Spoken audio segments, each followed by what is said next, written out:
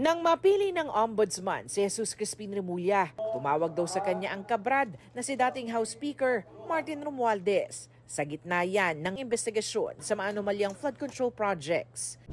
Binunyag ito ni Remulla sa pagtatanong ng kanyang dating propesora, ang ekonomistang si Winnie Monsod, sa isang forum tungkol sa flood control controversy sa UP College of Law, BGC.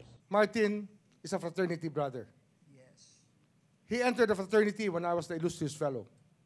So we have a naturally close relationship. We worked together in Congress. I answered his call once because we respect each other. He talked to me. That was before I assumed office, but after I was appointed. And after that, I didn't talk to him anymore because I have to think clearly about these cases.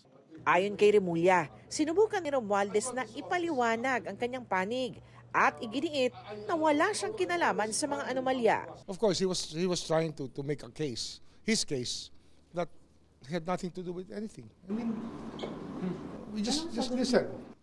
Wala, just, diba? We just follow the evidence, that's it. At so far, sir, kamusta po yung evidence? We're building up something.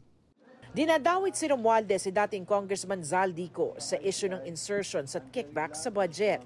Ayon pa kay Ko, pinagkwantaan siya ni Romualdez at sinabihang huwag nang bumalik ng bansa. Ang dating security consultant naman ni Ko na si Orly Gutesa, sinabi sa Senado na naghahatid umano sila ng basura o mali-malitang pera kay Romualdez sa mga bahay nito. So when you think it will be filed within the year, I mean not this year, but at least in the next 6 months or 9 months? Oh, yes, yes. You think so? Yes, ma'am. I'll hold you to that. Yes, ma'am.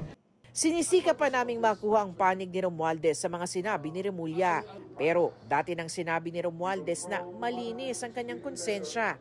Sa kabila ng mga alegasyon ni Ko na anyay di naman pinanumpaan at walang bigat bilang ebidensya sa korte. Si Remulla inulit na susundan ng ebidensya kahit saan man ito mapunta. Kahit pa kay Pangulong Bongbong Marcos na sinasabi ni Ko na nag-utos daw ng 100 billion pesos na insertions sa budget. Sa takbo ng kanilang mga investigasyon, tingin ni Remulla, makakakuha siya ng conviction sa mga kasong isasampa niya.